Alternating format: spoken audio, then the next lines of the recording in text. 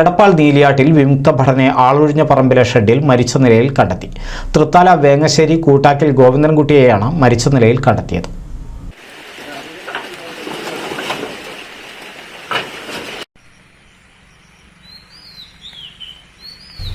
നീലിയാട്ടിൽ വാഹനങ്ങളുടെ സ്ക്രാപ്പുകൾ വിൽക്കുന്ന സ്ഥാപനത്തിന് സമീപമുള്ള പഴയ ഷെഡിന് പുറകിലുള്ള ചായ്പിലാണ് ഗോവിന്ദൻകുട്ടിയുടെ മൃതദേഹം കണ്ടെത്തിയത്.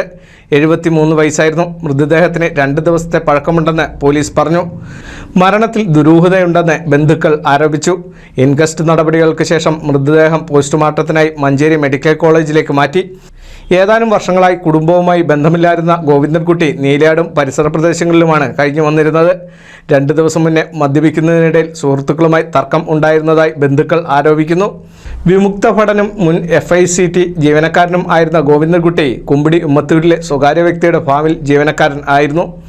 16-ാം തീയതി വരെ ജോലി ചെയ്തതിൻ്റെ ശമ്പളം 24,000 രൂപയോളം കയ്യിലുണ്ടായിരുന്നതായി അറിവ് കിട്ടിയെന്നും ഈ പണം നഷ്ടപ്പെട്ടതായും ബന്ധുക്കൾ ആരോപിക്കുന്നു.